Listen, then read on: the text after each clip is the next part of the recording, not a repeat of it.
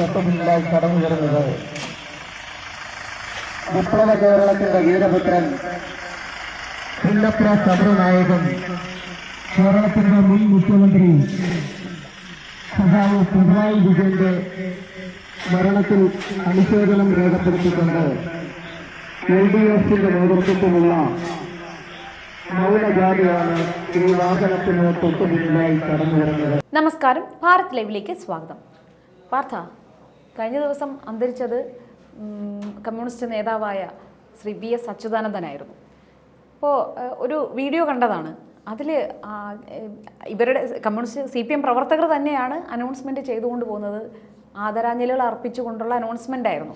അതിൽ ഇവർക്ക് തെറ്റ് പറ്റിയതാണോ, അതേ ഇവർക്ക് അതിനുള്ള ബോധമില്ല, ആരാണ് മരിച്ചതെന്നോ ആരാണ് ജീവിച്ചിരിക്കുന്നതെന്ന് തിരിച്ചറിവില്ലായ്മയാണോ, അതൊരു മനഃപൂർവ്വം വിളിച്ചതാണോ ഒന്നും അറിയാൻ വയ്യ. പക്ഷേ ആ വീഡിയോയിൽ കേൾക്കുന്നത് മുഖ്യമന്ത്രി പിണറായി വിജയന് ആദരാഞ്ജലികൾ എന്നാണ് പറയുന്നത്.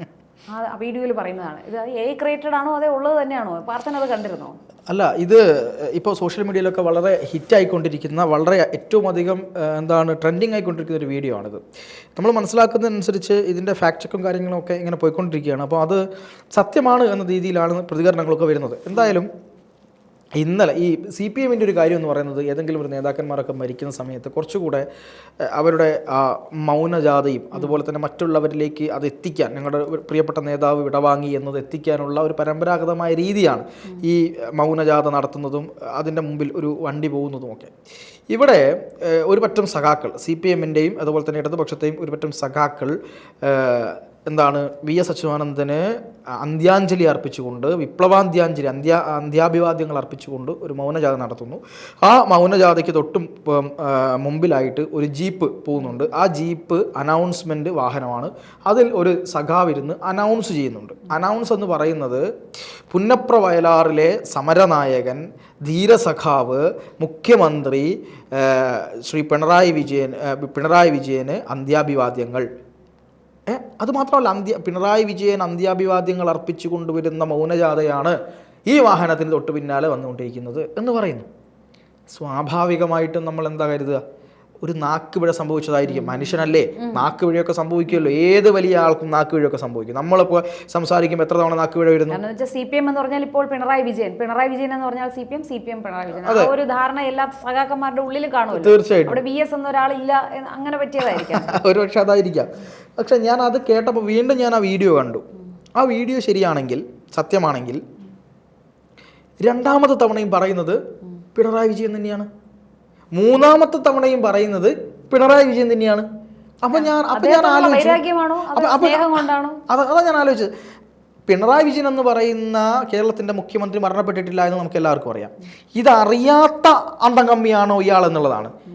ഒരുപക്ഷെ ഏത് കാലഘട്ടത്തിലാണ് ഇദ്ദേഹം ട്രെയിൻ ട്രാവൽ ചെയ്ത് മുന്നോട്ട് പോയിട്ടാണോ ഈ കാര്യങ്ങൾ പറയുന്നതെന്ന് എനിക്കറിയില്ല. BJP-ക്കാർ മൈക്ക് കൈക്കലാക്കി കരിവാരി തേക്കാൻ വേണ്ടി കരുതിക്കൂട്ടി ചെയ്താൽ പറയാൻ പറ്റില്ല. നുഴഞ്ഞു കയറ്റം എന്ന് പറയുന്നൊരു സാധനം ഉണ്ടല്ലോ. അപ്പോൾ അതുകൊണ്ട് ഒരുപക്ഷെ തകർക്കാനായിട്ട്, പിണറായി വിജയനെ തകർക്കാനായിട്ട് അന്താരാഷ്ട്ര ഗൂഢാലോചനയും അതുപോലെ തന്നെ ഗൂഢാലോചനയുടെ ഭാഗമായിരിക്കും അമേരിക്കൻ ശക്തികളൊക്കെ ഇടപെടുന്ന ഒരു സ്ഥിതി ഉണ്ട്. അല്ല, വേറൊരു കാര്യം, BS ആരാധകർ മനഃപൂർവ്വം പണി കൊടുത്തതാണോ എന്ന് എനിക്ക് ഇപ്പം തോന്നിയത്. അതായത് ഇവിടെ വരണം, വീട്ടിൽ തീരെ സൗകര്യമില്ല, ഇനി ആരും ഇവിടെ നിൽക്കണ്ട, നാളെ രാവിലെ 9 ദർബാർ ഹാളിലേക്ക് കൊണ്ടുവരും, അപ്പോൾ എല്ലാവർക്കും കാണാം എന്ന് പറഞ്ഞ് ഒരു അനൗൺസ്മെന്റ് അവിടെ തിരുവനന്തപുരത്ത് നടത്തിയിട്ടുണ്ടായിരുന്നു. വലിയ വിവാദമായി. അപ്പോൾ ഇതിന് വേണ്ടി മറിച്ച് പണി കൊടുത്തതാണോ ഇത്?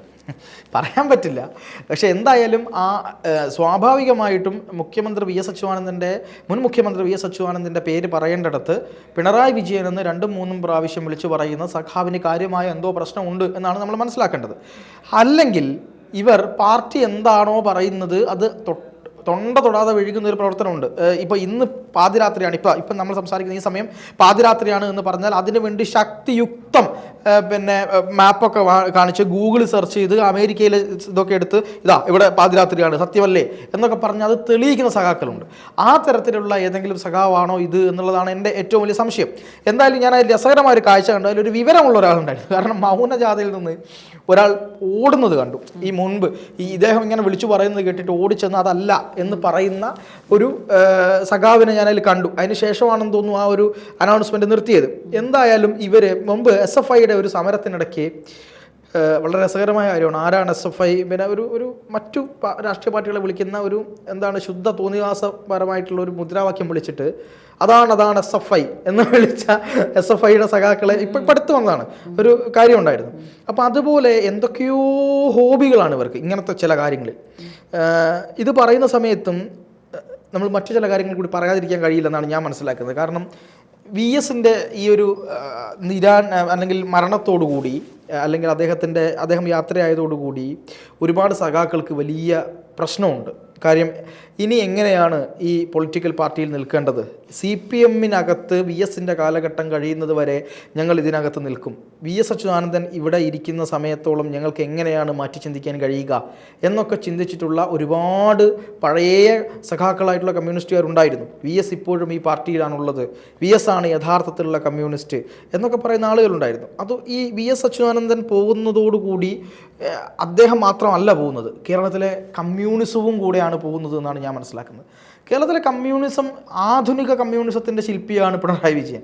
ആധുനിക നവയുഗ കമ്മ്യൂണിസം ഉണ്ട്. ആ കമ്മ്യൂണിസത്തെ പറ്റിയല്ല പറയുന്നത്.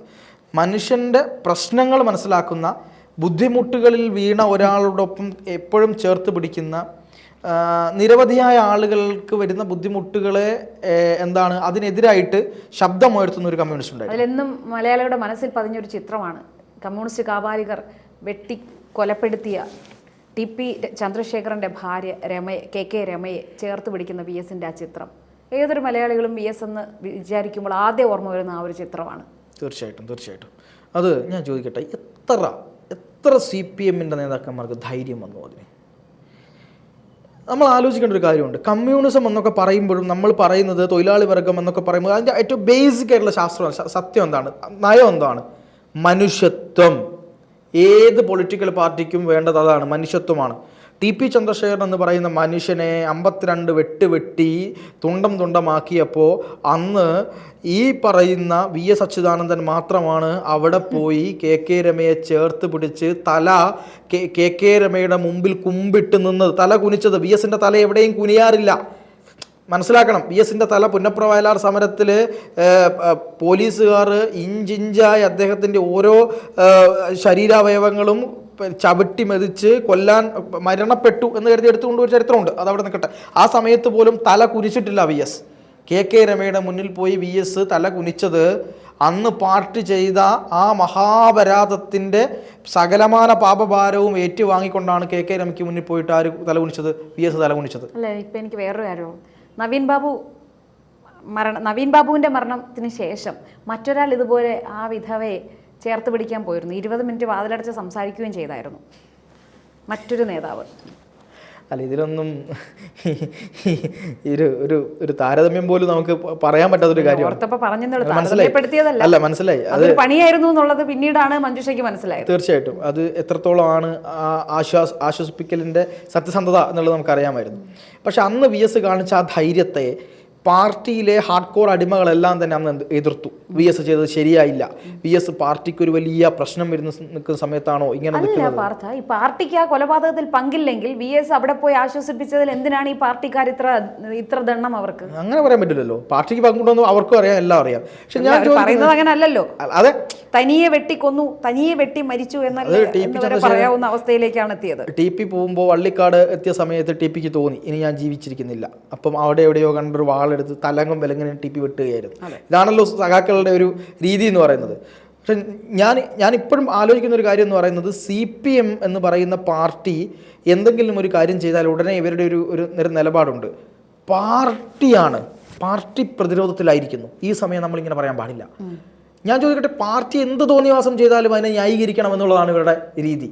പക്ഷെ VS അങ്ങനെയായിരുന്നില്ല. VS എനിക്കിപ്പോൾ ഓർമ്മയുണ്ട്, ലാവ്ലിൻ കേസിനകത്ത് ഇന്നത്തെ മുഖ്യമന്ത്രി പിണറായി വിജയനെതിരെ ആക്ഷേപം നേരിട്ടപ്പോൾ പോലും VSന്റെ നിലപാടെന്തായിരുന്നു? സത്യം ജയിക്കട്ടെ, തെറ്റുണ്ടെങ്കിൽ അകത്ത് കിടക്കട്ടെ എന്നായിരുന്നു VSന്റെ നിലപാട്. ഇതേ കാര്യം മറ്റൊരു കേസിൽ VIP-യുടെ പുറകെ പോയതും VS മാത്രമായിരുന്നു. പക്ഷെ അതും ഒതുക്കപ്പെട്ടു.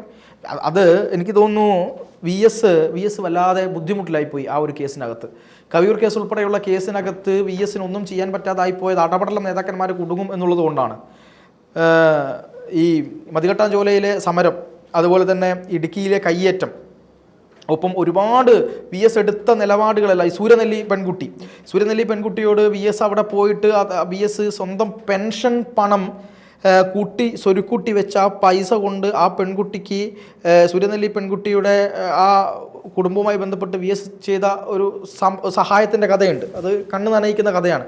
അന്ന് പറഞ്ഞത് ഇതൊരു സർക്കാർ സഹായവുമല്ല, ഇതൊരു പാർട്ടി സഹായവുമല്ല, ഇതെൻ്റെ പെൻഷൻ പണം കൊണ്ട് ഞാൻ കൊടുത്ത സഹായമാണ് എന്നാണ് വി എസ് അന്ന് പറഞ്ഞത്.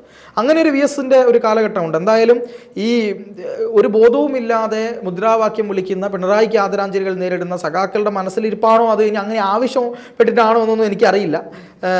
ആ ഒരു കാലഘട്ടത്തിൽ വി എസ് അച്യുതാനന്ദൻ എന്ന് പറയുന്ന മഹാവൃക്ഷം പോകുന്നതോടുകൂടി കേരളത്തിലെ അവസാനത്തെ കമ്മ്യൂണിസ്റ്റ് ആശയത്തിൻ്റെ അറിയപ്പെടുന്ന ഏറ്റവും മുതിർന്ന, ഇന്ത്യയിലെ തന്നെ ഏറ്റവും മുതിർന്ന വക്താവും കൂടെ പോവുകയാണ്. അതോടുകൂടി കമ്മ്യൂണിസം എന്ന് പറയുന്ന പഴയ കമ്മ്യൂണിസത്തിന് പൂർണ്ണമായും ഒരു ഒടുക്കം വരികയാണ്. നവയുഗ പുതിയ ആധുനിക പിണറായിസ്റ്റ് കമ്മ്യൂണിസത്തിൻ്റെ കാലഘട്ടത്തിലാണ് ഇപ്പോൾ നമ്മൾ ജീവിക്കുന്നത്. എന്തായാലും പണ്ടൊരിക്കൽ പിണറായി വിജയൻ പറഞ്ഞതുപോലെ കടലിലെ തിരമാലകൾ ബക്കറ്റിൽ ആ വെള്ളം എടുത്തുകൊണ്ട് വന്നാൽ തിരമാല കാണില്ല എന്ന് പറഞ്ഞു. പക്ഷെ അങ്ങനെ അല്ല. വി എസിന് അന്ത്യാഞ്ജലി എത്തിക്കാൻ വന്ന ആ ജനത്തിരക്കും പാതിരാത്രിയിലും ആൾക്കാർ വളരെയധികം തിരക്കുണ്ടായിരുന്നല്ലേ നമ്മൾ കണ്ടത്. അത് തെളിയിക്കുന്നത് വി എസ് എന്ന കടൽ വെള്ളം ബക്കറ്റിൽ എടുത്താലും അവിടെ തിരമാല ഉണ്ടാകുമെന്ന് അദ്ദേഹം എന്താ പറയുന്നത് പോകുന്ന പോക്കിൽ തന്നെ തെളിയിച്ചു കൊണ്ടാണ് പോകുന്നത്.